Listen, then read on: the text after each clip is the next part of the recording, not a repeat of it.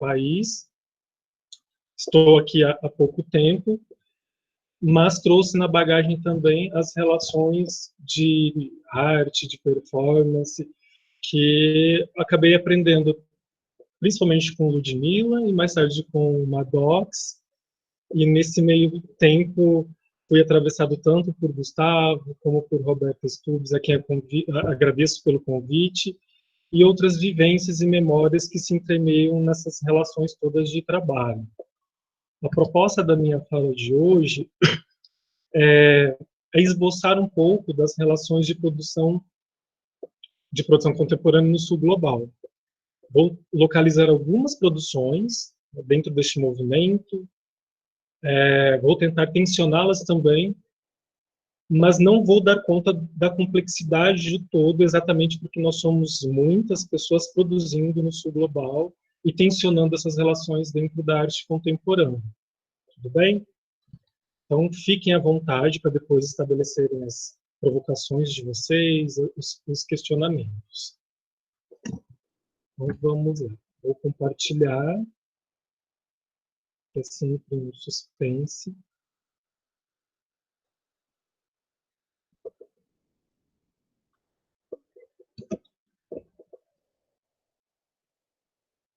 Foi, Gustavo?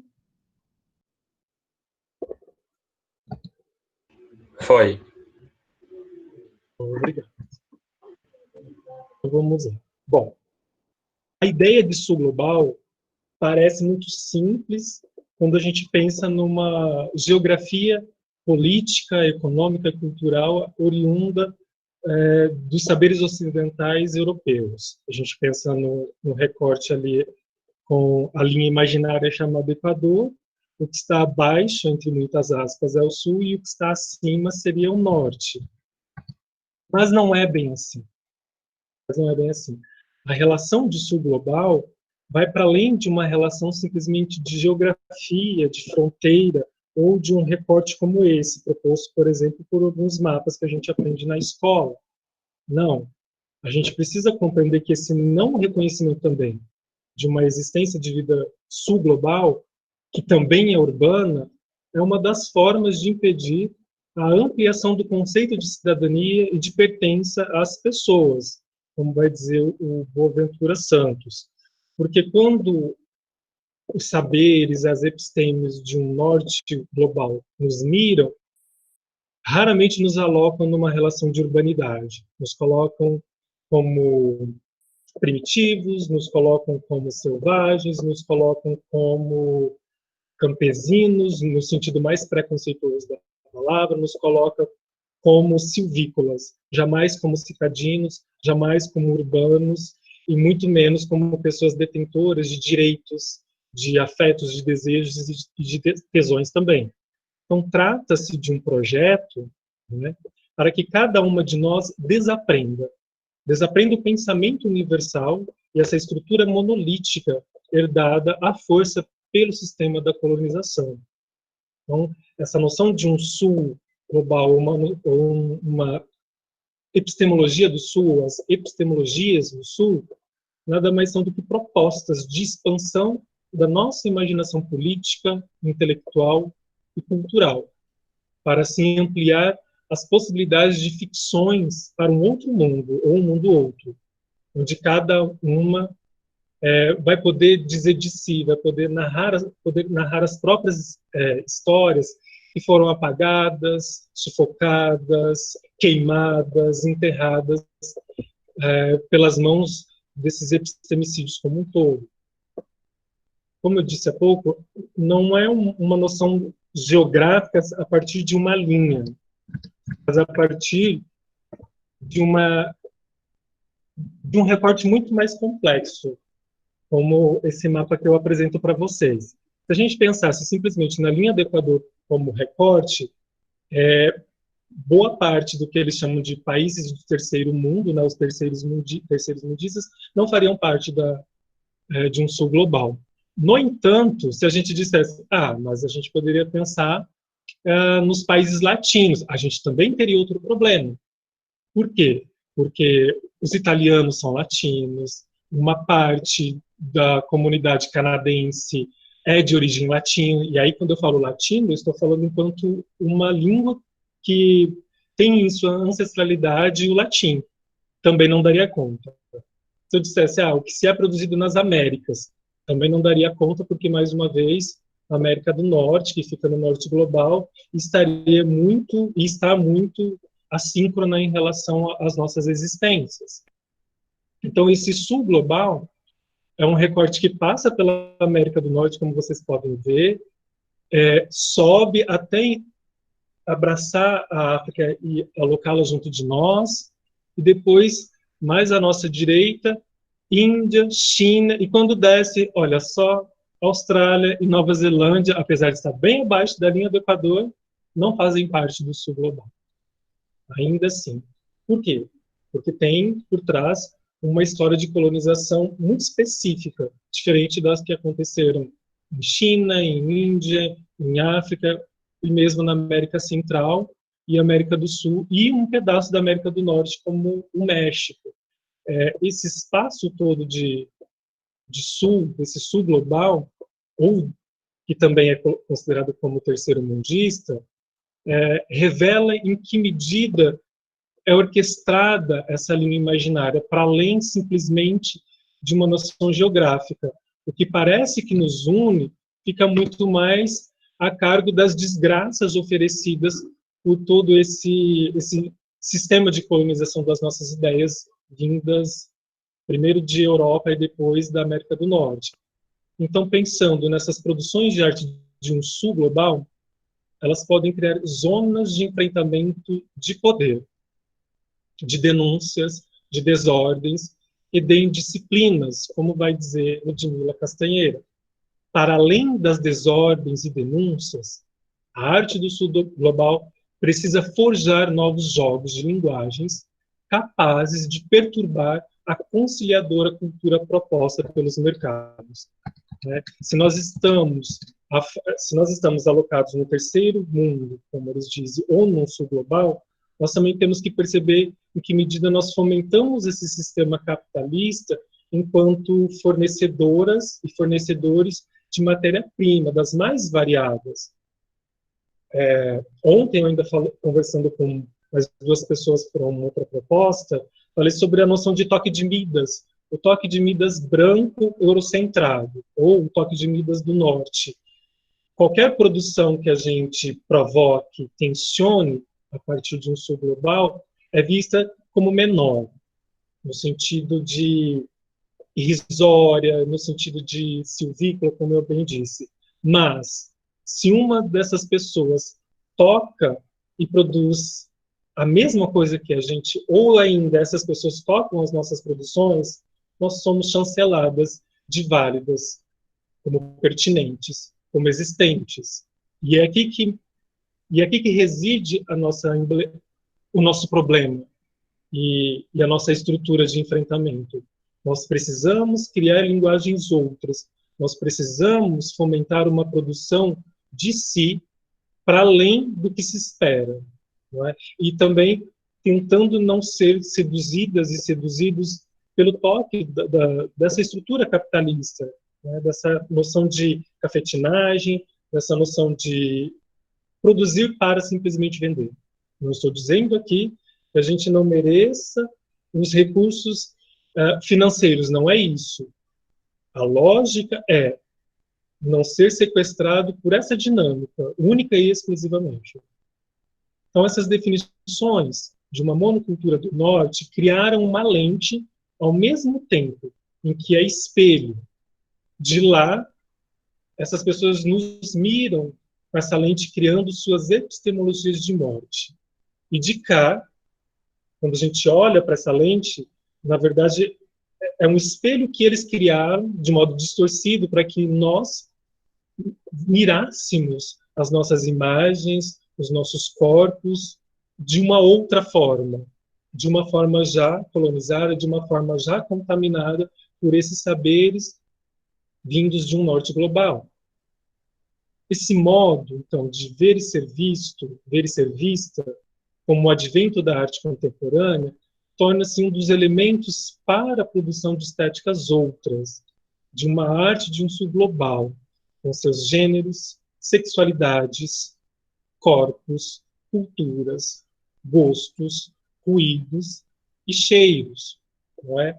Ao invés de esperarmos que esses seres, essas pessoas, fraturem essa lente que criaram para nos enxergar no espelho, nós temos que já emitir uma nova relação especular do que somos. Nós temos que ser produtores e produtoras das nossas significações, desde as mais micro até as mais macro. Quando a gente pensa, por exemplo, em produções de... vamos pensar no norte, por exemplo, onde eu estou alocado. Nós temos só Porto Velho como referência no estado todo. E daí, quando me perguntam, como a cena contemporânea de arte acontece numa cidade como Vilhena, que não tem nem 120 mil habitantes, eu digo, ainda que a gente produza, quais são as pessoas que estão aptas para enxergar essas produções? Existe o espaço para que eu manifeste essas produções? Existe, mas é um espaço que fecha às 14 horas. Então, ele fica aberto de manhã e fecha às 14. Quem é que pode frequentar esse tipo de espaço nesse tipo de horário? Então, mais uma vez, nós temos uma relação que se atravessa também com a de proletariado, porque uma pessoa que está trabalhando não vai fazer a pausa do seu trabalho para ir vislumbrar uma amostra, por exemplo. Mas a arte contemporânea explode com a noção de museu. Ela explode. Mas, se pensarmos em toda a circunstância educacional desses sujeitos, dessas pessoas, uma produção manifesta e manifestada num muro, numa placa, na praça, nesses espaços citadinos, nesses espaços da urbe, será que seria compreendida? Será que afetaria esse sujeito? Então, em que medida a educação, que é uma das nossas pautas enquanto nossos grupos, de todas nós aqui, em que medida que a educação não fomenta essas discussões, em que medida a educação não dá uma espécie de colírio para que os nossos olhos desembacem das relações de produções, especificamente que parecem parar nos livros didáticos num sistema clássico. Ainda que tragam contemporâneo, pouquíssimos professores e professoras trabalham com essas relações de arte contemporânea, com performance, com o corpo gordo, com as sexualidades e com o cheiro e com o ruído das nossas existências. Então, essa arte contemporânea seria aquele momento, né, o contemporâneo, que as pessoas vivem o tempo presente, dentro do que acontece e também do que irá acontecer, costurando o passado e o presente numa tentativa de aproximação do presente para com o futuro. No entanto, não significa que toda produção que seja realizada no momento contemporâneo seja arte contemporânea. A gente tem que ter muito cuidado e muito respeito pela produção da arte contemporânea. Não é porque eu elaboro um trabalho hoje que ele necessariamente remete a uma arte contemporânea. O espaço e o tempo são contemporâneos. Necessariamente a arte contemporânea não será produzida por aquele momento, e sim por uma outra relação, como, por exemplo, a relação de não fixidez de si. Talvez o que impera dentro desse espaço contemporâneo, enquanto arte, seja o do movimento, os modos de observação daquilo que foge num instante, ou que não pode ser repetido, ou que pode ser extinto, ou que pode ser novamente regurgitado, devorado. E mais uma vez, nas palavras de Ludmila Castanheira, urge os deslocamentos, as aberturas, as tensões.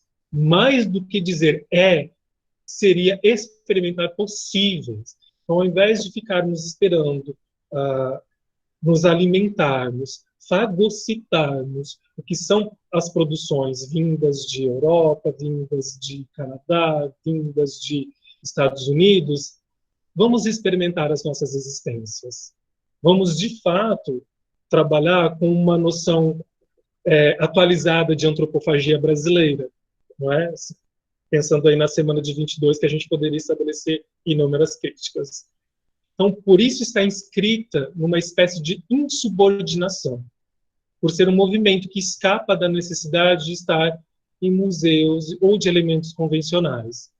Então, não significa que a gente necessariamente precise ir para esses espaços para ter acesso a, mas há a necessidade de uma formação dentro desses espaços, ou pelo menos um diálogo um pouco mais amplo, e aí, como a Roberta já anunciou, nas múltiplas esferas estatais, seja municipal, estadual ou federal, gradativamente nós observamos ruir as discussões no âmbito da cultura e, sobretudo, no campo da arte, mais ainda da arte contemporânea.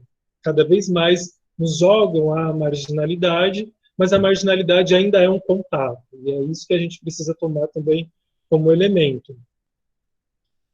Quando estabeleço uma noção dentro do campo da performance, a gente percebe esse movimento próprio. Eu não vou cunhar aqui, não vou fazer um resgate histórico de origem do conceito de performance. Eu a estabeleço enquanto meio, ela existe, ponto. E enquanto existência aberta, é capaz de representar culturas e existências micro, profanas, precárias. E aí essa precariedade, ou a potência do precário, é que vai revelar uma presença, não é? É como deixa para a gente essas noções de rastros, como esses rastros não desaparecem, mas eles podem ser recontados, narrados novamente, eles podem ser novamente revisitados.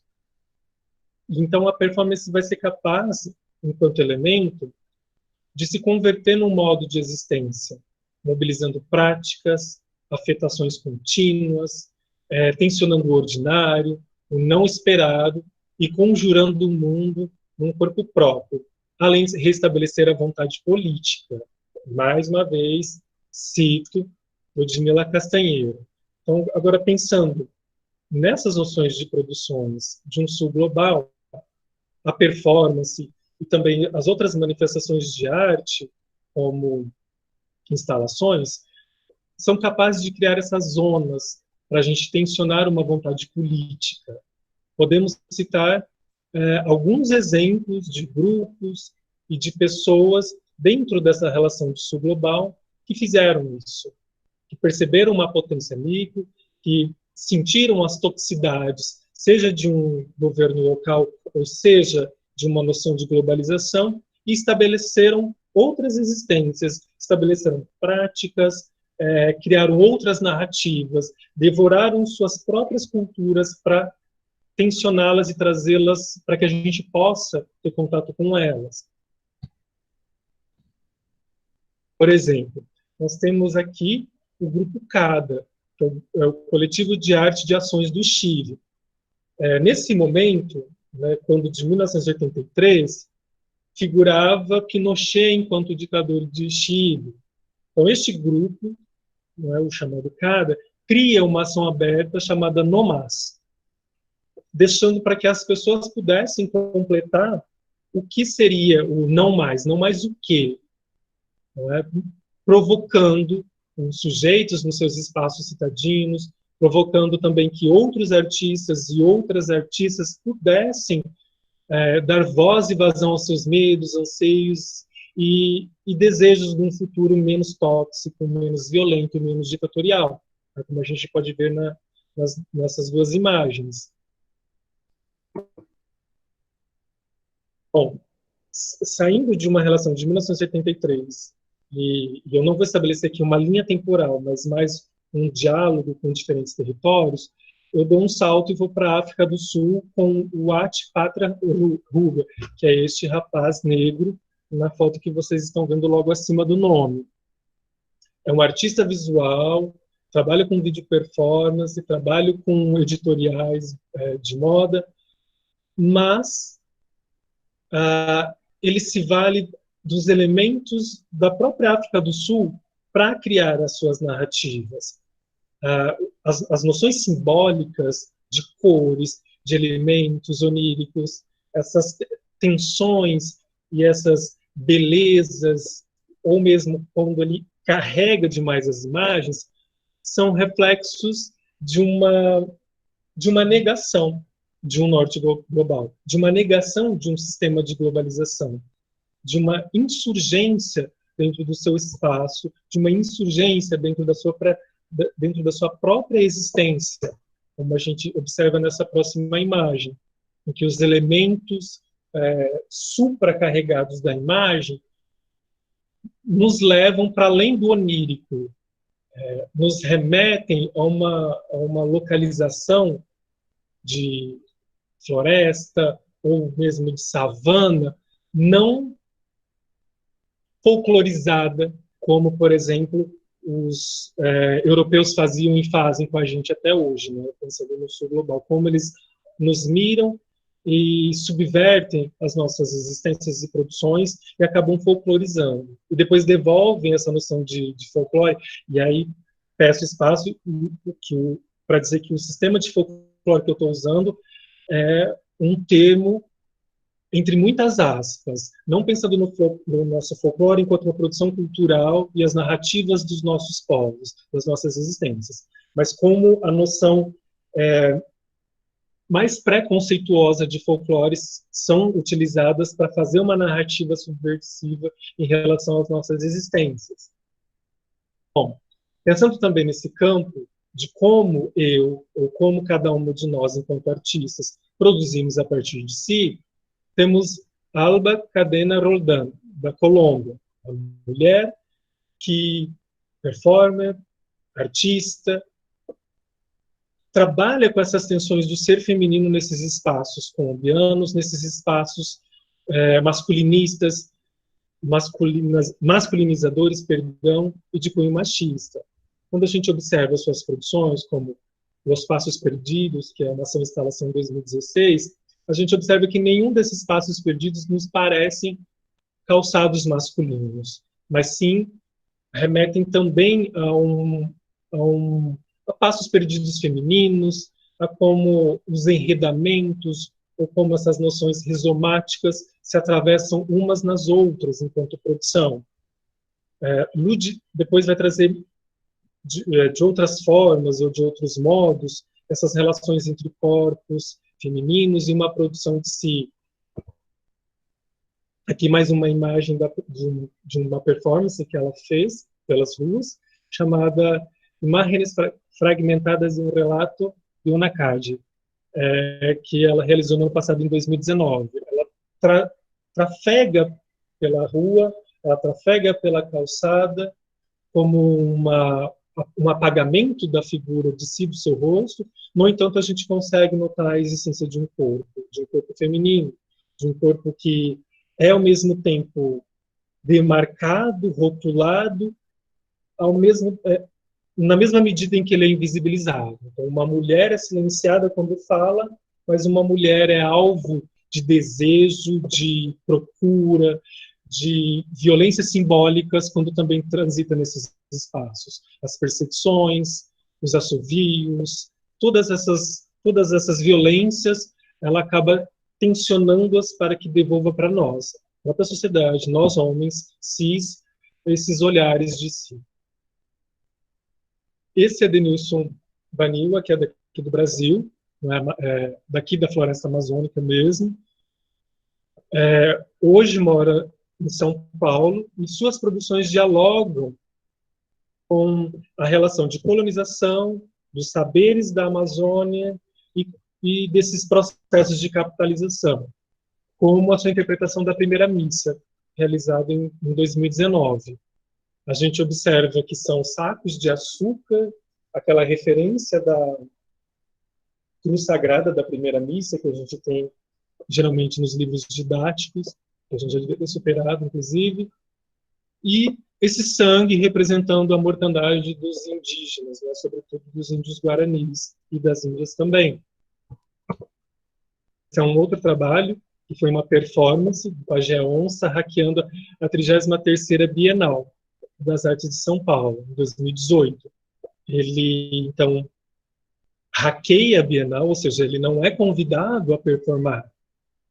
Mas existem lá trabalhos indígenas e nenhum indígena para narrar o próprio trabalho ou a sua ancestralidade. A gente também precisa fazer esse processo de descolonização dos nossos olhares para entender que precisamos revisitar e precisamos ouvir as produções dessas pessoas, as nossas produções. Então, se vou trabalhar com questões indígenas, por que não chamar um artista ou uma artista indígena para falar sobre ou para nos revelar a sua produção? Por que nós, fora dessas categorias, cremos na chancela de dizer sobre o outro, sobre a outra? Por último, está querendo encerrar, nós temos um indiano, que é o Subodh Gupta, que é da Índia. Gupta trabalha com elementos cotidianos da cultura indiana, sejam as bicicletas, sejam os utensílios, sejam os temperos, ou ainda um elemento sagrado para eles que é a vaca. Então, The Way Home, que é uma produção de instalação de 2011, traz para a gente esses tensionamentos dos talheres, dos metais, das vasilhas e dessa composição. E também dessas armas como um todo. A gente não pode esquecer ou sair de mira que a Índia foi ocupada pelo governo britânico. Para o governo britânico, e quando o governo britânico ocupa, e eu gosto mais da palavra invade mesmo, né, nesse termo, invade esse território, acaba deixando muitas práticas inglesas e levando outras para a Inglaterra. No entanto, esse toque de Midas, mais uma vez, apaga a existência indiana, mas o contrário não acontece. Não é? Parece que quando eles nos tocam, esse toque é muito mais violento e muito mais duradouro. A gente quase não consegue encontrar soluções e inventividades para tentar apagá-los. Vamos pensar, por exemplo, na noção do português. Nós falamos a língua dos nossos colonizadores e colonizadoras. Então, como subverter a linguagem que nos foi enfiada a goela abaixo? Como tensionar essas outras potencialidades, essas outras existências? Aqui mais um trabalho do artista indiano, que é uma instalação imensa, é uma obra grandiosa, com aço inoxidável, com esses vasilhames, como eu já mencionei, com essas práticas muito próximas da memória que ele tinha junto da mãe, de quando ela cozinhava. Então, todas essas produções têm em comum as manifestações contra as opressões e partem de uma narrativa singular, de culturas específicas, que a todo momento são atacadas pelo sistema de globalização e pasteurização das existências. A arte contemporânea sul-global não é apenas uma resistência, mas a demarcação de existência e identidade de si. Demarca um outro território e um território outro para deixar marcados seus rastros. Então, quando a gente pensa,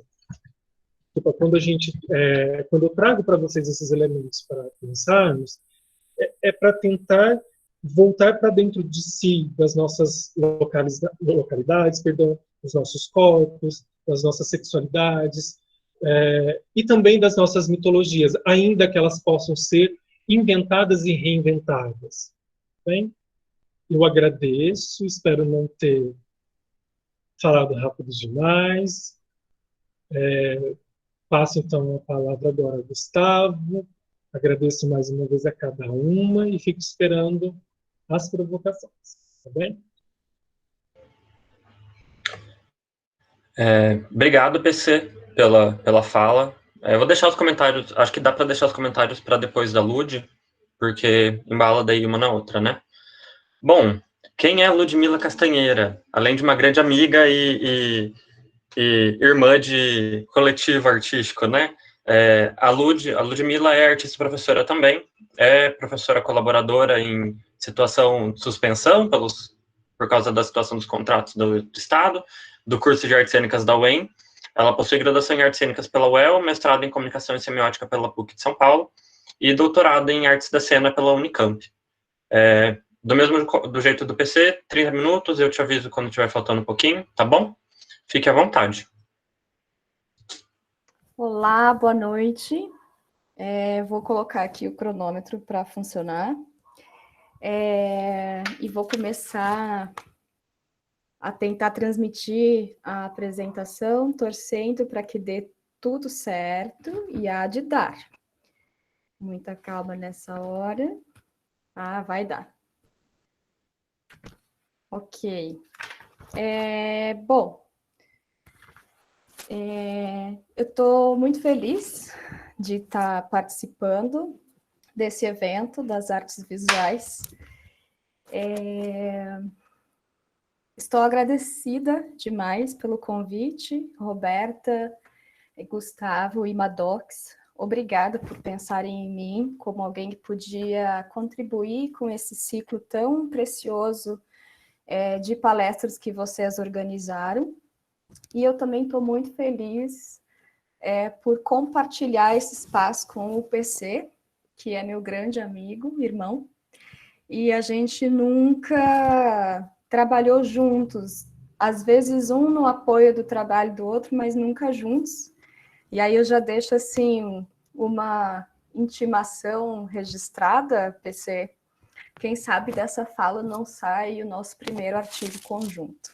Fica a dica. Então, o nome da nossa fala, né, combinada conjuntamente, é esse: o corpo, hackeamentos e pirateamentos performativos como insurgências de discursos menores. É a primeira vez que eu vou dividir essa fala, e que também é um jeito de dividir com vocês o que tem salvado o meu imaginário durante essa quarentena, que imagino que, assim como o imaginário de todos vocês, tem que resistir para não ser capturado constantemente por uma nova desgraça, por uma nova notícia vinda do presidente e seus comparsas, que nos tira do eixo e nos faz ficar sem rumo. Então, esses estudos e essa fala que eu vou fazer agora é onde tem pulsado o meu coração e o que tem me salvado da completa cooptação do meu imaginário. Bom, começando pelo título, então, eu vou falar com vocês, é importante fazer esse recorte, sobre arte feminista latino-americana e, especificamente, sobre a arte feminista latino-americana no período de 1960 a 1985. Por que um recorte tão específico, né? Arte feminista latino-americana num período tão específico. Primeiro porque, nesse período, os diversos países da América Latina passaram por períodos ditatoriais, e é importante da gente voltar e se responsabilizar, inclusive para não repetir o que gerou tudo isso. Dizer isso no momento que a gente vive é melhor que a gente ria, porque senão a gente chora. Mas, então, tem a ver com isso, né? Com uma necessidade de ver como é que nós, mulheres, nos reinventamos naquele momento, talvez buscando como é que a gente pode se reinventar agora, que é um momento muito parecido. Também tem a ver com o que me guiou nessa jornada, que eu não sei se vai ser possível mostrar, depois eu posso passar a bibliografia, esse livro, que é o livro Mulheres Radicais, Arte Latino-Americana, que é um livro resultante da exposição de mesmo nome, realizada pela Pinacoteca de São Paulo no ano de 2017. E essa é a obra que norteia, ou que surleia, né, PC, toda essa organização que eu fui fazendo para poder falar com vocês. Também falar desse período dos países latino-americanos e da arte feminista corresponde a um desejo meu de contribuir para contar a nossa história, no sentido de que, na maioria das vezes em que a gente fala de performance e de arte contemporânea, a gente tende a olhar para lugares como o Norte Global, bem delineado pelo PC, os Estados Unidos e a Europa. Mas, ainda, falar desse recorte tão específico não tem a ver com o fato de que a gente tenha vencido essas pautas e os horrores vivenciados pela América Latina, mas com o desejo de contribuir para uma espécie de reparação histórica e nos situar no tempo e estabelecer, delinear a nossa trajetória, dizer que nós temos história, que nós podemos nos narrar. Bom, eu falei do próximo slide sem colocar enfim, eu troquei a ordem dos slides, mas vocês não perderam muito. Eu estou dizendo só porque que eu estou falando de arte feminista latino-americana num período tão específico. Além de precisar dizer, de parecer importante para mim dizer por que essa escolha, também me parece importante dizer por que falar de arte feminista. Né? Toda vez que a gente adjetiva alguma frente com essa palavra feminista, quando a gente fala de arte feminista, teoria feminista, epistemologia feminista, toda vez tem alguém para perguntar por que a gente tem que cindir o movimento, né? Não é assim? Por que a gente tem que adjetivar, separar, dividir? Por que a gente tem que colocar essa palavrinha e tornar a questão específica? Bom, eu vou tentar responder por quê. Falar de uma arte feminista tem justamente o propósito de marcar fortemente um território de diferenças, especialmente quando existe uma noção, nem sempre muito consciente, de um sujeito universal. E quem é esse sujeito universal? Todas aquelas colocações que talvez algumas de vocês já estejam até o teto de ouvirem falar. O sujeito universal, o sujeito neutro, é homem, cisgênero, heterossexual, branco, classe média. Quando falam por todos, quando os discursos pretendem falar por todos, geralmente é nessa figura que se está pensando, enquanto que essa figura ocupa o centro dos discursos, das produções, porque ela ocupa o centro, qualquer outra condição que se afaste dessa centralidade será considerada uma condição marginal, específica, racializada, sexualizada. Então, é por isso que a gente precisa falar de arte feminista, porque nós não estamos interessadas em seguir perpetuando esse modelo universal. A gente fala de arte feminista porque nós, mulheres, temos sido, no universo da arte, mais objetos do que sujeitos. Estão falando sobre nós, estão nos retratando, estão tratando das nossas condições, menos possibilitando que nós falemos por nós, que nós nos retratemos, que nós tratemos das nossas condições. Então, sim, é preciso falar de arte feminista.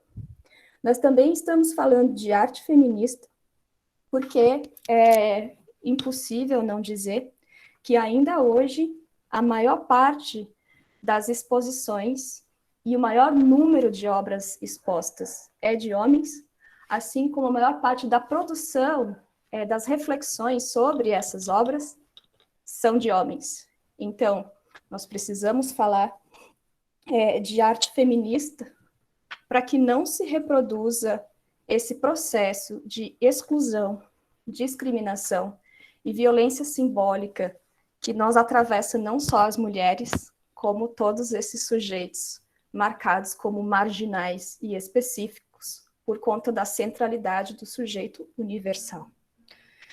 Muito bem, seguindo,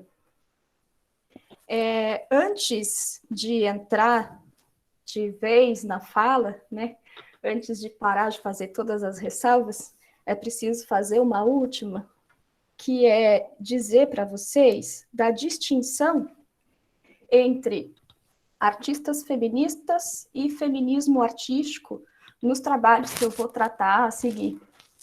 Por que essa distinção?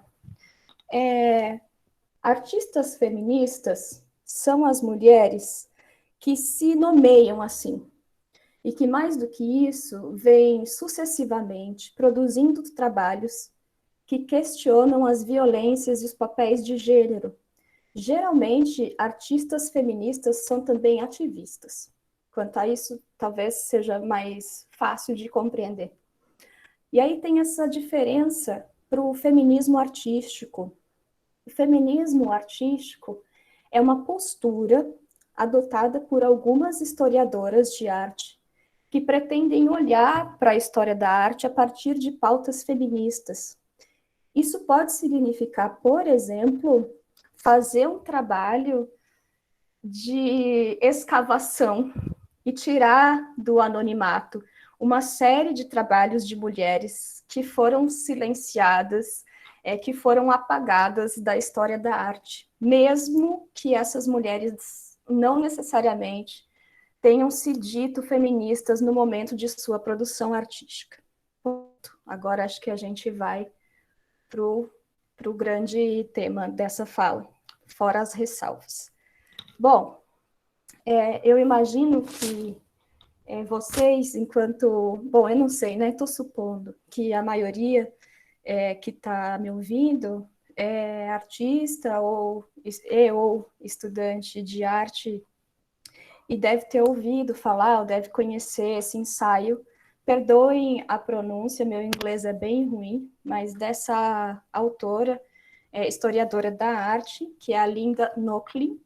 Depois, por favor, quem souber, me corrija. Que escreve esse ensaio com o título propositalmente provocativo, que é Porque não houve grandes mulheres artistas. Eu mesma, enquanto feminista, quando me deparo com esse título, tenho a primeira reação de rechaçar, de não aceitar, de negar um pouco, de perder um pouco a vontade de ler esse ensaio. Mas esse é mesmo parte do projeto da Linda, com esse título, porque ela vai dizer que essa é uma pergunta capciosa, ou seja, está recheada de noções veladas, e que então é preciso olhar para essas noções. Quando a gente pergunta por que não houve grandes mulheres artistas, estão em jogo pelo menos duas noções que também não são muito conscientes para a gente. Uma é a noção da grande arte, né, de uma arte que é melhor do que as outras, e que geralmente é essa arte chancelada pelos museus e que estão nos livros de história, como disse o PC, como é que foi? Elas não perturbam a conciliidade, não perturbam a conciliação cultural proposta pelos mercados, elas estão conforme, né? Então, essa noção de grande arte e a noção de gênio artístico.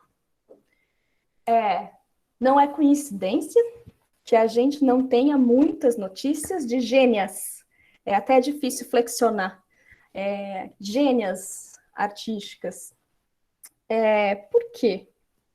Essa noção do gênio é geralmente uma noção masculina, e a Linda convida a gente a revisitar essas ideias, a de grande arte e a de gênio artístico. O gênio, no nosso imaginário, e ela trata isso como um conto de fadas mesmo,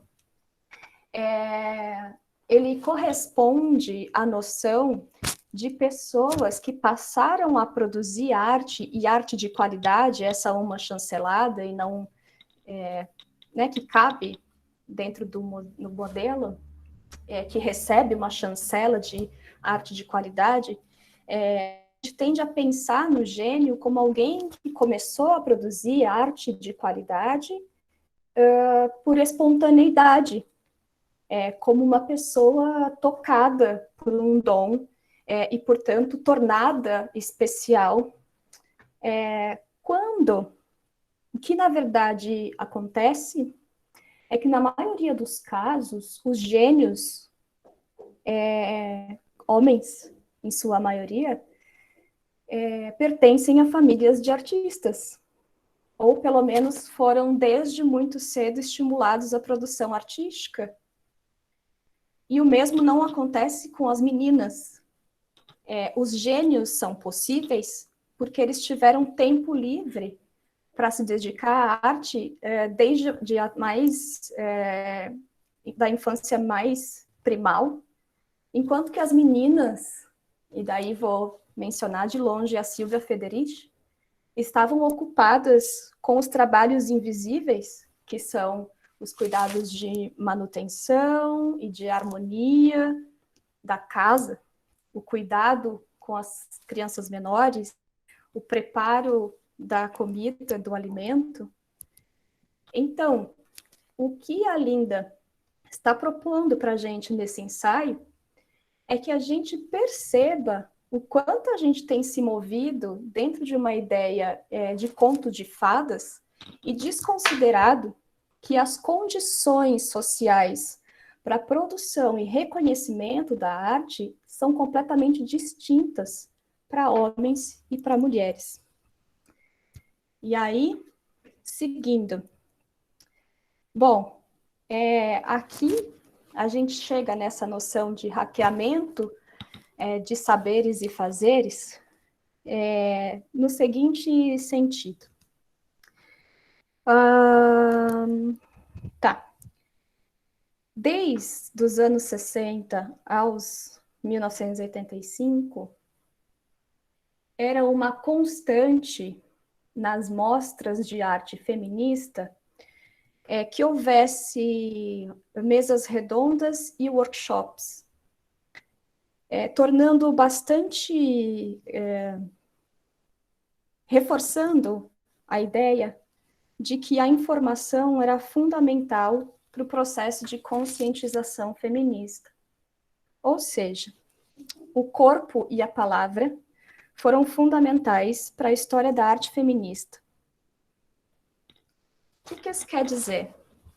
Nós hackeamos um modo de produção e reconhecimento de arte masculinos, nos quais a gente, via de regra, não cabe, produzindo um jeito de fazer, pensar arte e conscientização política que é feminista e que é artístico.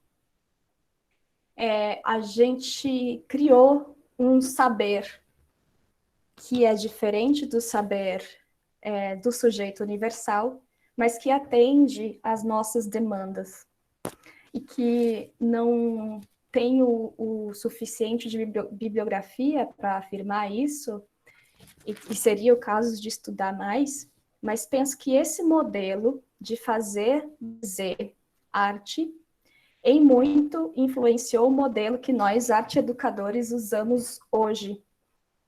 Quando a gente tem ali, né, Gustavo, alguém que vai monitorar a sua visita, a exposição, que vai te ajudar a pensar a obra, eu tenho a impressão, mas não estou afirmando, porque não estudei o suficiente, que essa é uma das heranças da epistemologia artística feminista. Bom, outra característica desse modo, dessa episteme é produção de saber, né? Outra característica desse modo de fazer e saber e colocar conhecimento no mundo artístico feminista é a criação de coletivos.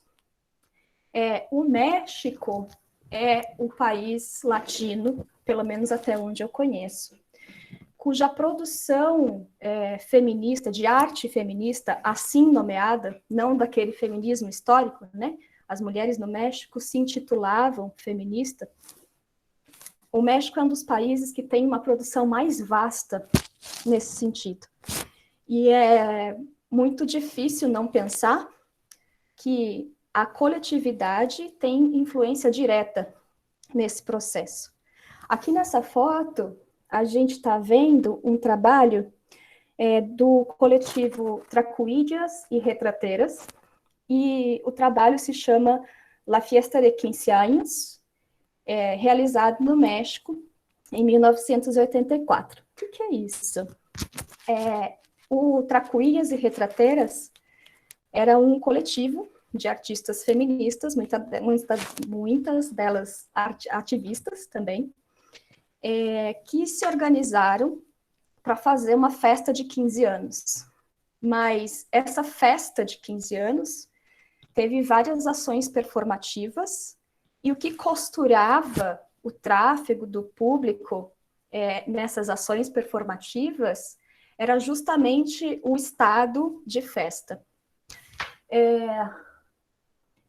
Elas fizeram isso também para marcar e para denunciar uma coisa que parece muito familiar e que é bastante problemática, que é justamente a convenção da festa de 15 anos para as meninas. O que se está dizendo com a festa de 15 anos, né? Quais são os recados sociais que estão sendo dados? Bom, tem todo um ritual, né, da festa de 15 anos, e um dos rituais que a menina é levada pelo pai e é apresentada à sociedade, o que deixa muito evidente os papéis de gênero e as noções de posse e submissão, né? Quando as festas de 15 anos acontecem, a gente está dando um recado para a sociedade que essa menina, que até então era posse do pai, agora está sendo apresentada à sociedade para passar da posse do pai para a posse de um futuro pretendente, o que deixa as mulheres sempre numa situação de submissão e obediência. Bom, nossa, eu estou falando muito, eu não estou na metade ainda, mas eu vou acelerar. Muito bem. A noção de corpo político é a noção que atravessa toda a minha fala e a noção a partir da qual eu me organizei para falar com vocês. O que me ajuda como atravessador dessa noção de corpo político é o campo da performance art, que é o campo a que eu tenho me dedicado há mais tempo. A partir da performance art e da noção de corpo político, eu vou falar com vocês do corpo da artista, o corpo do público e o corpo do espaço.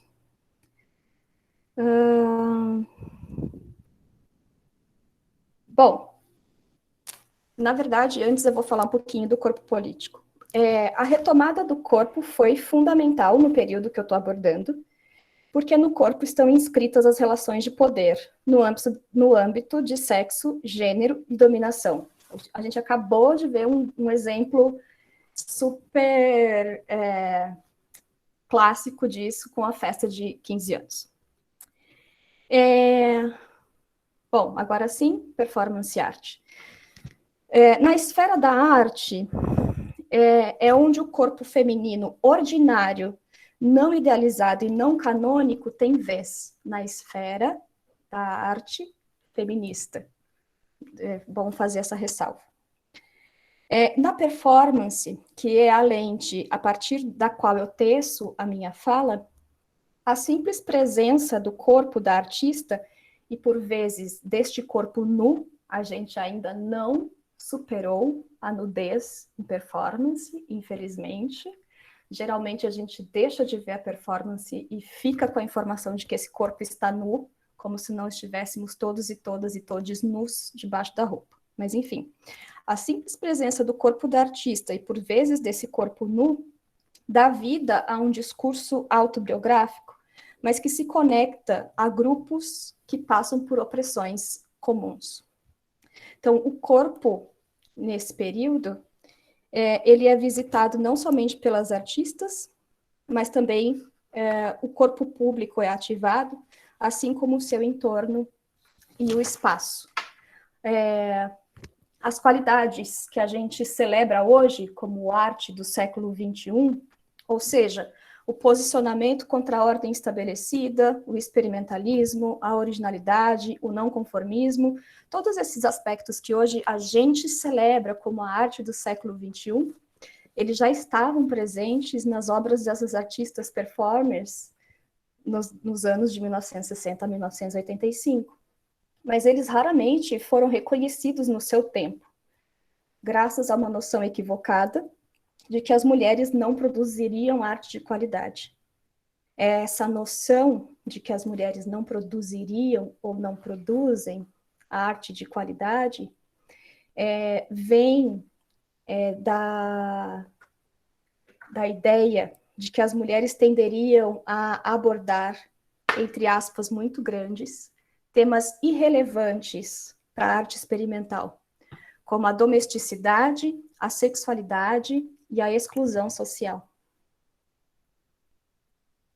Na arte, o questionamento da identidade como algo estável e a afirmação de que o pessoal é político, abre aspas, a frase "o pessoal é político" vem do ensaio de mesmo nome da Carol Hennisch, publicado em 1968, e que dá o estouro da chamada segunda onda feminista, que também é uma ideia muito questionável, principalmente pelo movimento do feminismo negro, mas fecha aspas. Na arte, o questionamento da identidade como algo estável e a afirmação de que o pessoal é político significaram que o corpo se tornou o lugar a partir do qual criar. E como resultado, a performance passou a ocupar um importante espaço de requisições e denúncias. Bom, o corpo da artista. Ao referenciar e incluir partes do corpo em seu trabalho, as artistas buscaram considerar o corpo em termos mais complexos e além das funcionalidades corriqueiras, cotidianas, comuns. Como, por exemplo, no trabalho da Letícia Parente, que é uma artista brasileira, que fez essa performance gravada em vídeo, esse vídeo da performance, enfim, esse trabalho híbrido, chamado Marca Registrada, no ano de 1974. A Letícia Parente, nessa obra, costura com linha e agulha na sola do pé, as palavras Made in Brasil, denunciando os processos de coisificação feminina. Não só nesse vídeo, mas em vários outros, tem características recorrentes que eles são sempre realizados no espaço doméstico, a artista é quem realiza as ações, e essas ações sempre remetem a ocupações, de novo, com aspas gigantescas, femininas, como guardar a roupa, passar a roupa e se maquiar. Bom, além do corpo próprio, do corpo da artista, houve na produção de arte feminista latina desse período, de 25 anos, uma extensão para o corpo do público, no sentido de fazer com que o público saísse de uma atitude meramente contemplativa e passasse a ser co-produtor da obra, co-criador da obra. Como, por exemplo, do trabalho da Rosario Graciela Carnevale, que é uma artista argentina, que fez Acción del Encierro em 1968. Nesse trabalho, a Rosario Graciela Carnevale convidou as pessoas para uma vernissagem, uma abertura de exposição, e aí quando as pessoas já estavam todas lá no lugar, ela trancou a porta com um cadeado, e trancou as pessoas para dentro e foi embora. E aí, depois ela explicou num folheto do evento, dizendo que não tem saída. O público é obrigado a agir. O público pode gostar ou pode não gostar, mas ele está implicado na ação e necessariamente ele vai ter que criar estratégias entre si para conseguir sair do local trancado. Então, além do corpo da artista, do corpo do outro, essa relação de encarnamento, de botar na carne, também chegou ao espaço, ao entorno. Por exemplo, nesse trabalho da Vera Chaves Barcelos, que também é uma artista brasileira, e criou, em 1977, a série Paisagens Epidérmicas. Nessa série, a Vera Chaves Barcelos fez imagens fotográficas do seu corpo e foi ampliando até que a gente perdesse a referência disso como uma parte do corpo e começasse a ter a impressão, a sugestão disso como paisagem. E daí, quando a Vera Chaves Barcelos faz isso, ela vai brincando nessas paisagens formadas por imagens do corpo, pele, cabelos e outros fragmentos. O que é nosso, o corpo, é visto como o que é exterior a nós, a paisagem. Questionando os limites do que nos pertence ou não, as fronteiras entre o nosso corpo e o corpo do outro, e o interior e o exterior. Bom, eu já estou acabando, falta pouco. Assim, eu preciso pedir desculpas e licença um pouco para dizer que eu tinha selecionado 10 artistas para mostrar, mas aí eu percebi que isso não ia caber no tempo e eu precisei ir enxugando, até ficar com os exemplos que eu trouxe. A vontade era ficar mostrando trabalhos e conversando com vocês sobre eles, mas esses trabalhos dão uma pequena amostra do que, segundo a bibliografia que eu estou usando para me orientar, foi a maior transformação iconográfica do século XX. Bom, transformação iconográfica, vocês entendem, imaginam, é a produção de imagens e a representação visual. Então, nesse período recortado, as artistas passaram a produzir novas representações do corpo, e assim emergiu uma virada iconográfica radical das tradições estabelecidas. As artistas latino-americanas, elas tocaram tabus, questionaram noções heterossexuais e normativas e trouxeram à tona um corpo redescoberto. De modo geral, nesse período, o corpo esteve presente no centro das preocupações políticas, sociais e estéticas, o que significou a observação e análise do corpo regulado e monitorado, e da sexualidade como grande narrativa para estigmatizar as diferenças, para tornar as diferenças algo assustador, indesejável, etc. Ao subverter os sistemas de representação do corpo, as artistas lançaram novos saberes, dos quais a performance foi um campo privilegiado. As artistas feministas e o feminismo artístico foram, segundo a bibliografia, a maior transformação iconográfica do século XX. Além dessa herança, que já é bastante coisa, a gente tem várias, né? Mas me pareceu importante marcar essa. Uma contribuição da produção de arte feminista para a abertura dos estudos de gênero, tal como a gente faz hoje, né?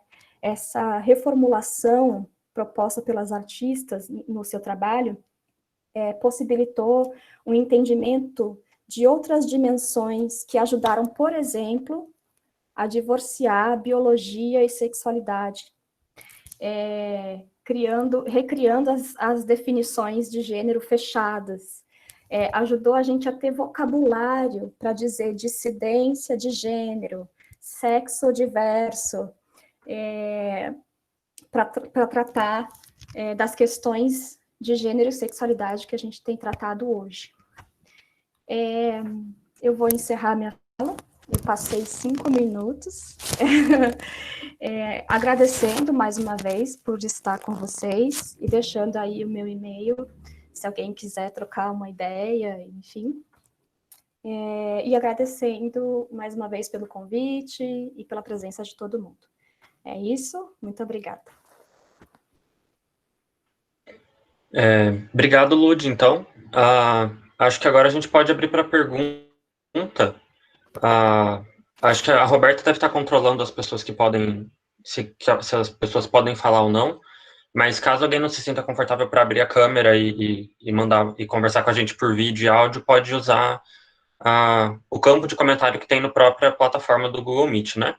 Que é por onde a gente está se comunicando com vocês e por onde a gente pediu para vocês mandarem o nome completo de vocês para certificação depois. Achei muito interessante um comentário enquanto vocês criam coragem para fazer pergunta e formulam as perguntas. Eu achei interessante na fala do PC, do Rodrigo, porque tem uma frase que me acompanha e martela na minha cabeça assim, há muito tempo, que é assumir o afeto, fazer dele uma postura. E acho interessante quando você traz muita Ludmilla para tua fala, enquanto apresentação, enquanto referencial, tanto de amizade, igual que você falou antes, como teórico mesmo, né? Acaba sendo de novo, né, misturando até um pouco com as minhas preocupações, assim, algo de uma relação de amizade muito próxima e muito forte, que é performativa, que é o afeto saído desse campo mais não sei como explicitar melhor, assim, mas tornar o afeto político em algum sentido, sabe? Achei interessante isso. Já temos mensagens. Se quiser comentar, alguém quiser falar alguma coisa. Eu posso falar. Me ouvem? Estão me ouvindo? Obrigado. Eu havia preparado essa fala antes do convite para este evento, né? Já tinha até falado com o Lud e tal, que eu estava produzindo um trabalho a convite de um amigo.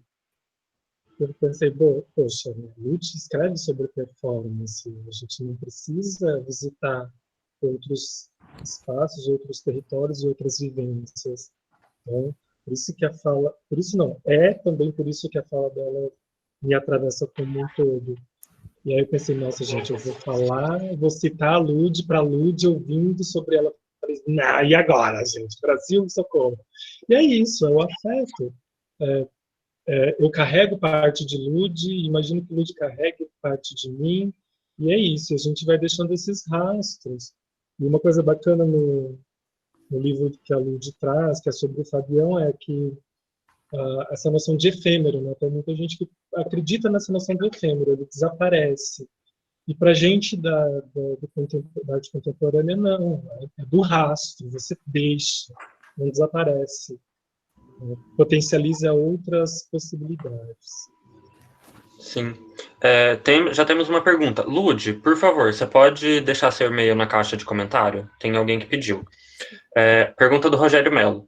Como não ser sequestrado, né? Sequestrade, pela produção capitalista nos saqueamentos e pirateamentos performativos, como insurgências dos discursos menores, no corpo ou pelo corpo, frente às necropolíticas e fascismos contemporâneos?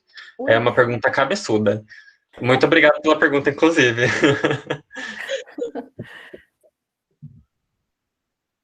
Fiquem à vontade. Quem começa respondendo?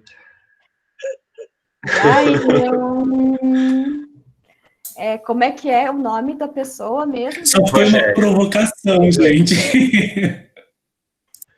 Pode falar, Rogério? Isso.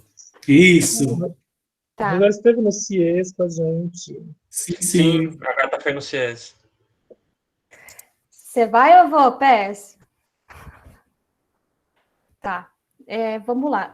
Antes de responder a pergunta do Rogério, Gustavo, comentando isso que você colocou, das amizades performativas, e falando rapidamente disso, né? A Eleonora Fabião fala disso, né, no livro dela, Ações, E ela fala segundo o Francisco Ortega, que diz que as relações familiares são geralmente perigosas, porque em nome do laço consanguíneo as pessoas acham que elas podem cometer todo tipo de abuso, porque elas sempre vão estar juntas, porque o sangue, enfim. E que já a organização de amizade é preciosa, porque a gente toma o maior cuidado com o amigo, porque a gente sabe que se a gente fizer qualquer coisa que prejudique o amigo está livre para simplesmente ir embora. Eu só fiz essa pontezinha para dizer que enquanto o PC falava, eu escrevi aqui no cantinho PS, que é assim que eu chamo ele, sua calma me acalma e me faz lembrar de quem eu sou porque você é. Então é isso, assim, as amizades nos movem, né, à medida que ele coloca alguma coisa, isso reverbera em mim, e é mais fácil de eu tomar com empatia o que ele disse, porque existe entre nós uma relação de amizade. Isso é amizade performativa, né, que vai se fazendo ao longo do tempo. E aí, respondendo essa pergunta incrível, obrigada, é como eu disse no começo da minha fala, às vezes eu só sou capturada mesmo. Às vezes eu só me prostro mesmo. E não tenho o que fazer. Principalmente nesse período de quarentena e de isolamento e, portanto, de não convívio com as pessoas que me fazem ser porque elas são. Às vezes eu só sucumbo. E o antídoto que tem me valido, e que também não é todo dia, é me dedicar às paixões inúteis do nosso mundo. Inúteis no sentido daquilo que a Roberta falou lá no começo da fala, inúteis no sentido de estarmos numa organização presidencial, mas não só, que não vê porquê no que a gente faz. Então, o que tem me salvado é me dedicar às paixões inúteis, do tipo performance e feminismo da América Latina. Eu não sei se eu te respondi, mas obrigado pela pergunta.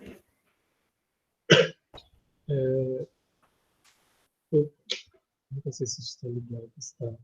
Então, Rogério, como eu não faço ideia, meu querido, porque até o momento a gente só aprendeu a viver nesse sistema, mas eu acredito que a gente possa ficcionar outras economias. Se a gente tem esse sistema, a gente primeiro talvez tenha que entender a quem ou quais grupos especificamente se beneficiam sempre dos mesmos editais, dos mesmos espaços, dos mesmos fomentos e por aí vai. O Lud acabou de mencionar esse momento, né, que a gente está, que é esse momento pandêmico, e, no entanto, a todo momento a gente recebe provocações para produza na pandemia, o que você está produzindo? Nananã, nananã, nananã. Ou outros editais, e quando a gente olha para esses editais, muitas das vezes eu não posso participar, né? Ou porque eu já não sou jovem, tenho 39 anos, e tem alguns que são muito específicos, até tal idade. Outros dizem, você precisa comprovar no mínimo 5 anos de produções que foram apresentadas assim. Gente, eu sou um jovem artista, as minhas produções não demandam 5 anos. Não é? Como é que eu vou concorrer a um edital, por exemplo, eu não consigo concorrer.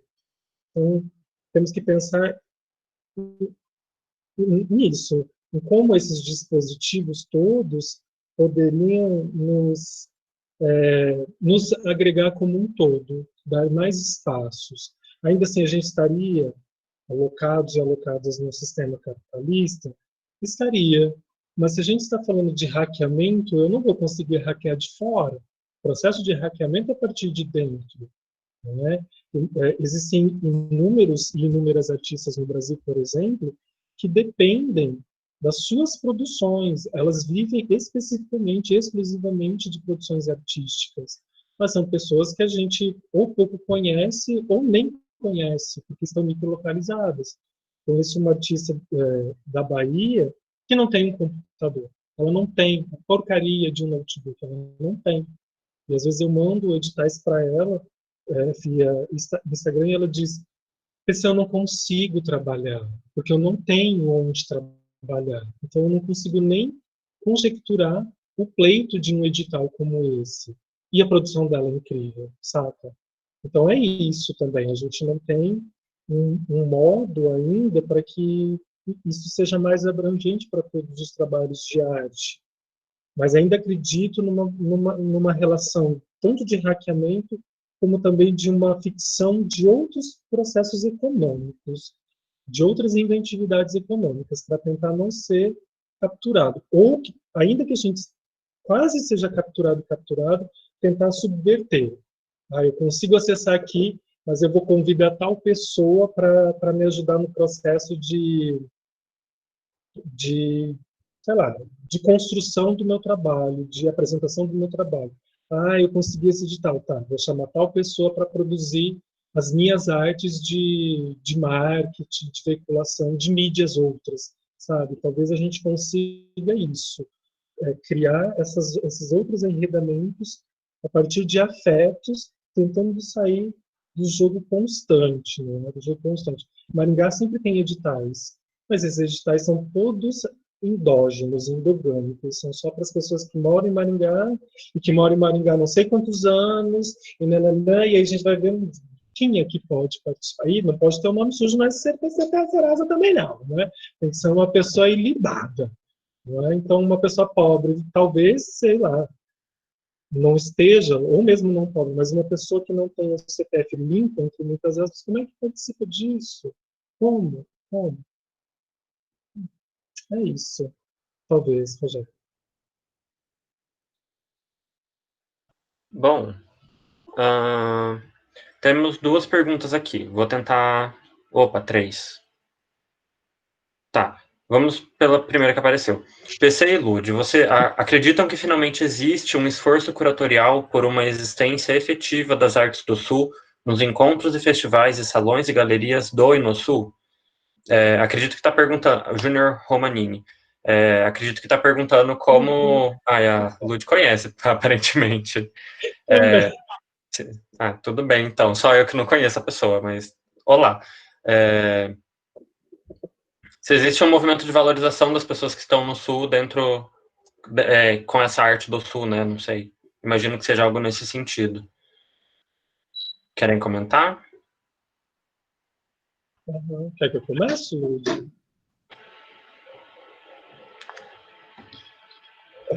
Não conheço o Júnior pessoalmente, mas a gente se conhece pelas redes e tal. Se existe reconhecimento. Meu primeiro impulso era responder não existe reconhecimento. Mas daí eu fiquei pensando, existe reconhecimento a partir de que lugar?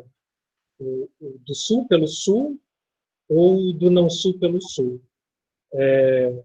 Eu imagino que não, que não existe ainda esse reconhecimento dentro do processo de curadoria. Ele existe, este movimento existe, né?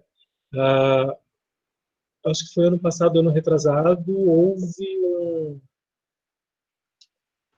houve que, minhas almas, um processo de curadoria para artistas, né, de diversos campos, falando e projetando o Nordeste enquanto produção. Então, foram trabalhos dentro do próprio Norte, falando de si. Isso acaba chegando para a gente, não é, dentro das outras regiões do Brasil. A gente precisa, talvez, criar esse fomento e esses dispositivos específicos. A gente tem a Bienal Sul, por exemplo, talvez seja um processo também de manifestação e da materialização dos nossos trabalhos. Mas, para além disso, será que quando eu, PC, sento, crio os meus processos, pesquiso sobre os meus processos, na hora de redigir os meus processos, eu me localizo enquanto um Sul global? A gente também precisa pensar nisso, nessa tensão da escrita e nessa afirmação constante. O que você pensa, Lud? Bom, boa noite, Ju. Eu e Júlio fizemos a graduação juntos há bastante tempo atrás. Eu fico feliz que você está aí, viu? Depois quero trocar figurinhas. Ju, Moacir, eu penso que existem alguns processos, sabe? Quando você pergunta sobre se há uma preocupação curatorial de olhar para o Sul, eu penso que tem alguns processos. Tem um processo que para mim é genuíno, legítimo e incrível, de infiltração da nossa gente marginal, sudaca, nessas instituições. Pequena, mas de grãozinho em grãozinho, mas acontecendo. Tem essas infiltrações, e a partir dessas infiltrações, a gente consegue, eu estou pensando principalmente na Bienal de Curitiba, mais recente, que foi toda decolonial, etc, etc. Então tá, tem esses processos. Mas também tem, e eu gostaria que esses processos de infiltração fossem maiores, mas eu não acho que eles sejam. Tem esse processo maior das boas intenções, essas mesmas, das quais o inferno está cheio. No sentido de que, pega bem a gente ser inclusivo. Aí vamos pegar um de cada cor, aí vamos pegar um de cada continente, para fazer assim, para a gente ficar bem na foto, para a gente pagar de inteligente, para a gente falar que a gente leu a Gayatri Spivak. Vamos, sabe? Que parece que é um pensamento que fica bem na superfície e não faz uma curadoria mais aprofundada de como esses processos artísticos se dão no seu local de origem. E tem eu não sei se eu posso falar isso, acho que eu não vou falar, depois eu falo, privado. Mas tem um processo que é contemporâneo também, que é um espírito do tempo, de apropriação da pauta alheia, né? Tem uma coisa de surfar nas pautas identitárias que, menino... Então, assim, eu até fiz um esqueminha aqui para te responder. Para mim, são esses 3 elementos, sabe? As infiltrações da nossa gente torta, sudaca, esquisita, que pouco a pouco vai chegando nesses lugares e consegue mudar coisinhas, mas que tem uma reverberação. Tem esse processo de boas intenções inclusivas e tem esse processo da vontade de surfar nas pautas alheias. Em que isso redunda? Que a gente tenha mais espaço, não sei ao certo. Não sei mesmo, assim. Te dar uma resposta muito concreta, mas fiz esse desenhinho aí para dividir.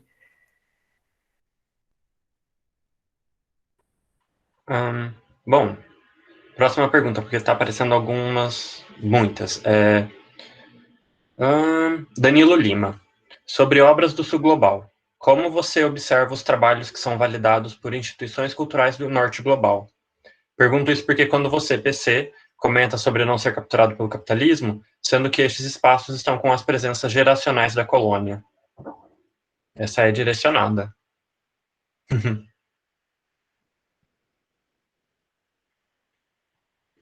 PC, PCA. Tô aqui, Achou? tô aqui. Achou? Eu escrevo, eu tô lendo. Sim, sim. Como você observa os trabalhos que são validados por instituições culturais do Norte Global? Não fazem mais do que a obrigação de nos validar. Eu pergunto isso, né? Porque é isso, não é? Quando eu digo que não fazem mais a obrigação de nos validar, primeiro, a gente não precisa ficar esperando a validação. No entanto, se nos validam, eu quero, gente, eu quero sim meu nome lá, gente, eu quero sim a minha demarcação, quero sim dizer que sou um brasileiro, quero sim dizer que sou bicha, quero sim dizer que sou preta, quero sim dizer que sou todo atravessado por essas demarcações. Mas eu acho muito pérfido o modo como essa estrutura do Norte Global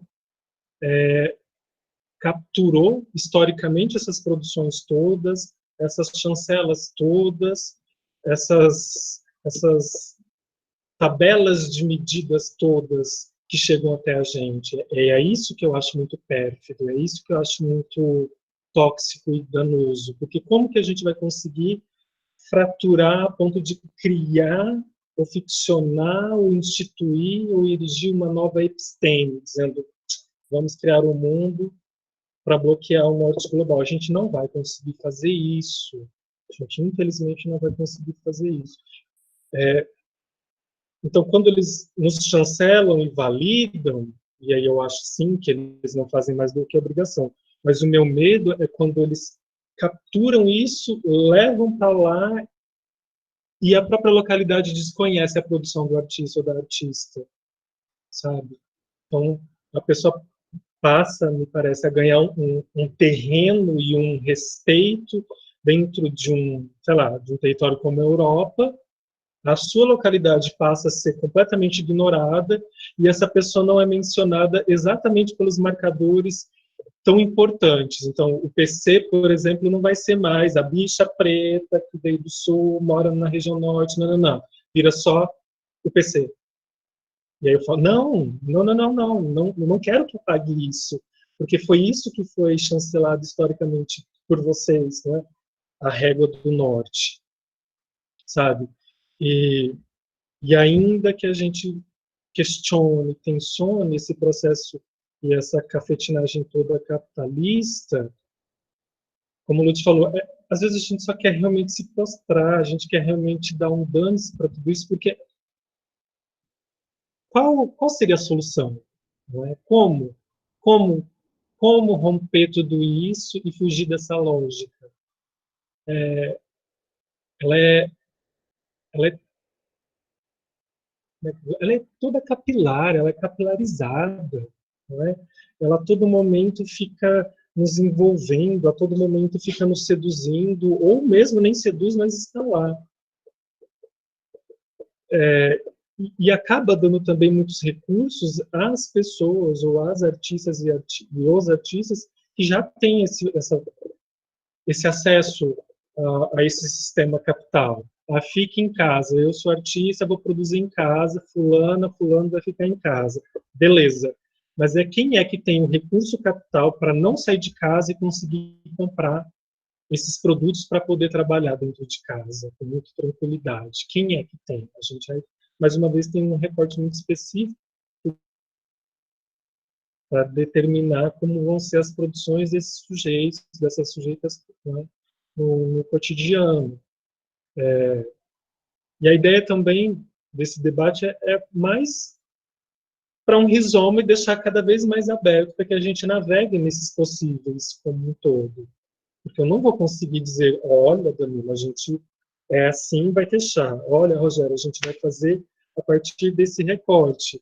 Se eu faço isso também, com certeza vou ser excludente para com as mulheres, com as pessoas trans, ou com outras existências. Não é? A dinâmica urge, como o que Ludi já falou, urge desses processos todos de afetos, de atravessamentos e de insurgências. O meu receio é sempre da pasteurização por conta da globalização, sabe?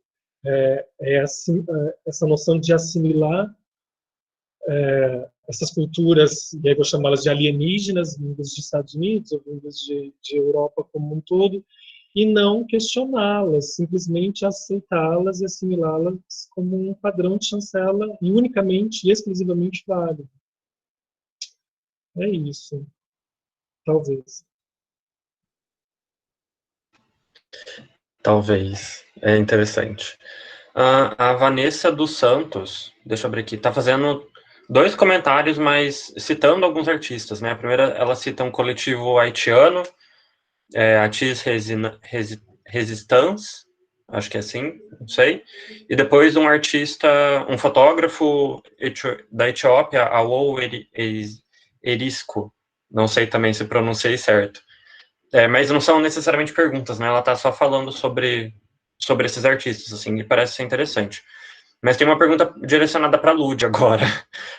Ludmila, da Mariana Couto.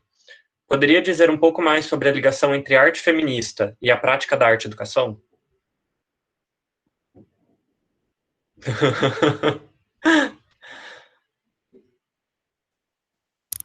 Mariana, obrigada Isso. pela pergunta. Ai, Mariana, quando você me faz essa pergunta, isso me põe para pensar em tanta coisa, sabe? Tem essa noção de uma arte feminista não nomeada pelas artistas necessariamente, ela também traz à tona uma noção de que há trabalhos que podem ser olhados pela ótica feminista, sem necessariamente que as artistas tenham se nomeado feministas. O que isso implica? Isso implica que é possível ver na história da arte, assim como na história do mundo ocidental, que é onde eu estou, conheço um pouquinho melhor, movimentos de ruptura e que não necessariamente foram nomeados desse jeito. Por que eu estou dizendo isso? Porque me parece, assim como a Roberta disse, que os movimentos de arte e educação são movimentos de fé. Fé não no sentido de um Deus unívoco, né? Não é isso. São movimentos de fé no sentido de que primeiro a gente acredita para depois ver a coisa acontecer, se a gente conseguir fazer a coisa acontecer. Então, para mim, o movimento feminista está completamente relacionado ao movimento de arte e educação, no sentido de serem ambos de ruptura, e no sentido de primeiro acreditar para depois realizar, e mais do que isso, no sentido da resistência a um sistema que quer, de todas as formas, nos brutalizar, no sentido de tirar de nós a humanidade, tirar de nós a sensibilidade, tirar de nós a possibilidade de um imaginário ativo e criativo. Então, está completamente ambos, a arte feminista, o movimento feminista e a arte-educação estão muito próximos, e muito próximos nas suas origens também. Por isso que eu falei com vocês, que é um negócio que eu preciso verificar, se esse movimento de monitoria às visitações nos centros culturais e museus, de repente não tem essa origem comum nas mostras feministas lá dos 60 aos 85. Eu acho que são ambas estratégias de desembrutecimento. Não sei se eu te respondi. E acho interessante pensar também que, quando a gente fala em arte e educação, boa parte das pessoas envolvidas nisso são mulheres, né? Então não é estranho de pensar que é um movimento, que é um rastro, falando igual Pesseia, do movimento feminista dentro da arte e educação. O Maddox fez um comentário sobre a Bienal de Curitiba, falando que ela é toda decolonial, mas ela é privada. Ela foi patrocinada pelo velho da Havan. Uma pergunta para a Lud, e para mim, mas imagino que seja mais para a Pesseia. Como foram construídas as imagens sobre feminino e masculino em determinadas épocas? Da Solange Campos. Solange? Menina, é complexo, hein? Para a gente responder rapidamente como é que elas foram construídas em determinadas épocas. Porque se eu pensar numa tradição helênica, ou seja, grega, é de um espectro. Ou seja, mulheres nem eram pensadas na sociedade clássica grega. Só existia o homem e existia o não-homem, que eram as mulheres. A ideia de mulher só foi surgir muito depois. Ainda que a gente consiga ver estátuas gregas ou estátuas depois romanas com a figura do feminino, a figura do feminino era uma noção de passividade, era decorativa e era simplesmente para um método reprodutivo. Tanto que acreditava-se que o homem só não conseguia gerar a criança, mas saía todo pronto ali junto do esperma, uma espécie de homúnculo, mas precisava de um útero para ele crescer. Então, a mulher era um homem que não havia dado certo, era esse o princípio helênico de uma construção. Mas é emblemático pensar nesse recorte, como a gente só sabe de um recorte ocidental. Se você me perguntar, mas e na África? Ou como que é o imaginário ou as mitologias amazônicas sobre a concepção do masculino e feminino? Sabe o que eu vou dizer para você? Não sei, porque olha só, eu aqui há um ano não faço ideia disso. E não saber da ideia disso revela mais uma vez esses recortes epistêmicos, não é? E epistemicidas do que chega e o que não chega. E esses saberes ocidentais greco-romanos é que depois ditaram uma economia dos corpos masculinos e femininos que se espraiam na medicina contemporânea, com o nosso maravilhoso René Descartes, ainda bem que morreu. Quando a gente olha para o corpo mecânico primeiro é masculino, que depois esse mesmo corpo masculino vai escrutinar o corpo feminino, a ponto de dar nome de si para partes dos corpos femininos, né? Trompa de Falópio, trompa de Eustáquio, que Falópio não tinha nem trompa, muito menos Eustáquio. Então vejam como que essa economia dos corpos, pensando mais uma vez nesse recorte ocidental eurocentrado e helênico, apaga o feminino. E quando ele aparece, é simplesmente como uma noção figurativa, sem potência, sem desejo, sem poder dizer de si, não é? Eu vou esperar para ver o que Lud consegue também sintetizar para a gente dialogar. Solange, obrigada pela pergunta, mas é muita coisa para dizer em pouco tempo. Acho que seria um outro encontro para a gente tratar de tudo isso. Mas vamos lá. Também aproveitando bem a oportunidade para falar de coisas que têm me movido ultimamente, né?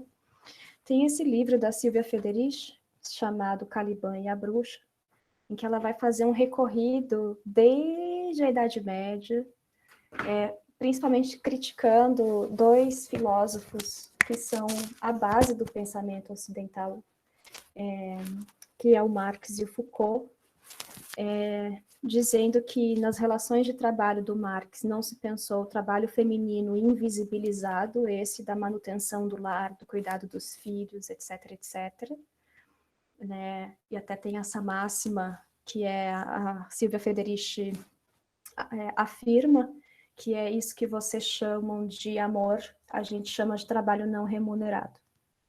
E fazendo uma crítica ao Foucault também, porque nas relações de poder que ele estabeleceu, ele não pensou o poder atravessando os corpos femininos como especificidade.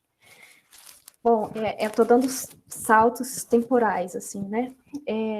Mas eu penso que, além desse panorama que o PC fez, tem mais do que o papel de homem e mulher, a determinação desses dois papéis, a determinação da heterossexualidade como norma. Eu penso que foi a partir daí, e isso está ali dentro da década das 60, 70 e 80, mais assim, aferradamente, a partir daí que a gente passou a ter essas noções do homem e da mulher, recortados pelas instituições reguladoras da vida em sociedade nesse período, quais sejam, como disse bem o PC, a medicina, mas também a igreja, o Estado, a família. A família, de novo ela, por que a gente precisa atentar contra a família? Porque ela é um sumidouro de abusos e coerções. Por que eu estou falando isso, né? Porque a partir do delineamento, do desenho, da heterossexualidade como norma, e de todas as outras sexualidades como dissidência, como anorma, anormais, a gente prescreveu os papéis masculino e feminino, sendo o papel masculino provedor, e de dono, né? Os corpos, a heterossexualidade é definida por uma relação entre homem e mulher, na qual a mulher será tratada necessariamente, e daí, assim, esse é o recorte que eu consigo fazer, a mulher é tratada necessariamente como propriedade masculina. E aí, eu vou dizer uma última coisa, porque senão não vou ser eu. A gente tem um super movimento de ruptura disso nos anos 1980, com a publicação do ensaio da Monique Wittig, chamado Pensamento Heterossexual. A Monique Wittig, lésbica, vai fazer um ensaio dizendo disso, de como a heterossexualidade é marcada como norma, e a partir dessa norma, de como são prescritos o papel do homem e da mulher, e de como nessa relação a mulher está sempre numa relação de subserviência, de servir o homem, e que, portanto, as lésbicas não são mulheres. Essa afirmação da Monique Wittig, na década de 80, causou, assim, um grande estardalhaço. A gente está até hoje se movendo a partir dessa grande bomba epistemológica que ela jogou no mundo. Mas para dizer que as lésbicas não são mulheres, porque se elas não obedecem, se o que define a mulher é essa relação de subserviência ao homem, uma mulher que se relaciona com outra mulher não é uma mulher. Enfim, eu mais compliquei do que expliquei o meu jeitinho. Bom, a gente está chegando do horário previsto de encerramento, que é 9 horas, mas tem uma última pergunta que mandaram no chat, direcionada para a Ludmilla também. Lud, L. Carol, não sei se você conhece. Se quiser, gostaria que fizesse uma fala da relação entre arte feminista, corpo político e associado ao fazer drag king, que é uma prática que você, né, enquanto coletivo, você está fazendo também. Fica aí. Arte feminista, corpo político e fazer drag king. Bom, drag king é uma performance de gênero na qual mulheres se vestem e performam masculinidades. É mais fácil entender. Eu não gosto muito de fazer isso, mas enquanto a gente ainda está tateando esse universo, eu não gosto de fazer isso no sentido de definir pela negação, logo a gente vai conseguir fazer de outra maneira. Mas o drag king é uma possibilidade dentro do universo drag queen. Então, quando eu falo drag queen, acho que fica mais fácil, né? Drag queens, não necessariamente, mas em sua maior parte são homens, não necessariamente, mas em sua maior parte. São homens que se vestem e performam feminilidade. O drag king são mulheres também, não necessariamente, mas pessoas que se vestem e performam masculinidade. Tá, esse é o king. Como é que eu vou relacionar corpo político, performance feminista e drag king? Corpo político é um corpo que requisita, é um corpo que não silencia, é um corpo que coloca no mundo, como eu vinha dizendo, novas iconografias. Então, é um corpo que necessariamente desobedece. E esse é o corpo da performance feminista. Dentro dessa noção grande de corpo político, eu nunca tinha pensado nisso, estou pensando enquanto eu falo com você, eu penso que o drag king tem muito a contribuir, porque nós, mulheres, enquanto categoria, né, enquanto categoria subestimada, enquanto categoria silenciada, enquanto categoria violentada, nós temos sido coagidas por uma série de fazeres e agires que determinam que a gente... Eu fico pensando na abertura do Teoria King Kong, né, em que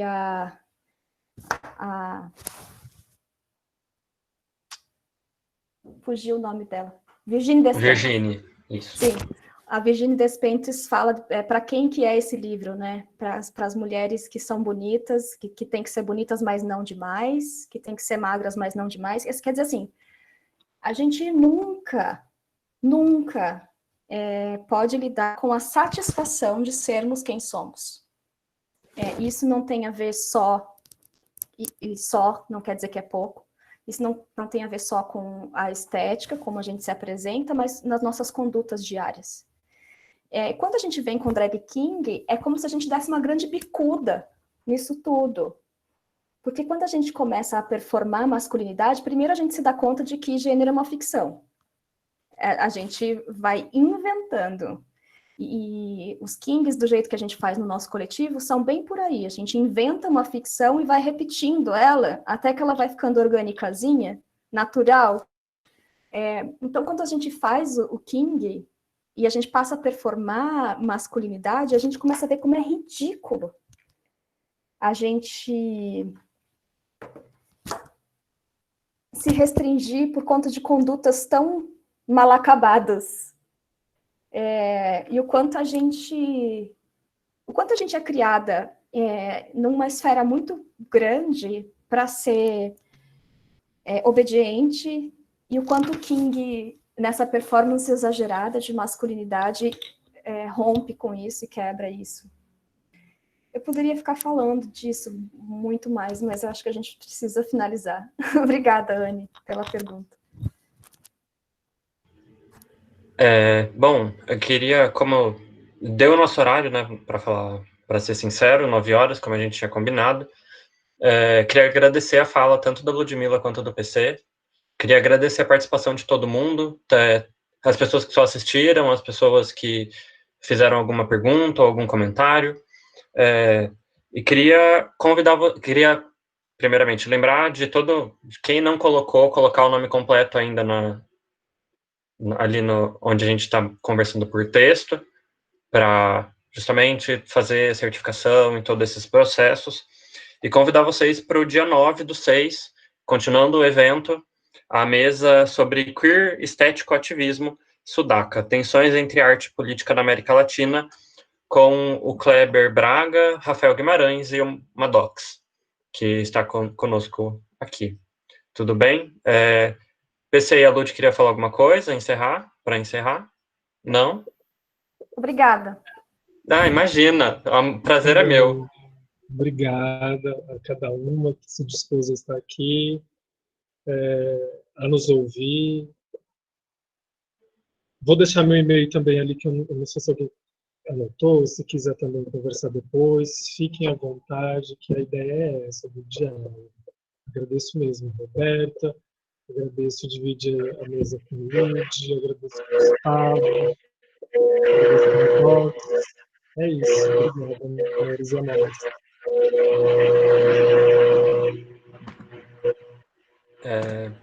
Bom, então é isso, gente. Obrigado pela presença de todas, todos, todes, e como vocês se conhecerem. Bom, é isso. Tchauzinho, boa noite, até semana que vem. E qualquer coisa, mandem e-mail pra gente, que a gente responde com as referências, se alguém precisar, ou com o e-mail das pessoas que estão palestrando, tá bom? Legal, gente, muito obrigada, boa noite para todo mundo, e a gente se vê de novo na semana que vem. Qualquer coisa, estamos à disposição. Lud, PC, foi lindo, obrigada, de coração.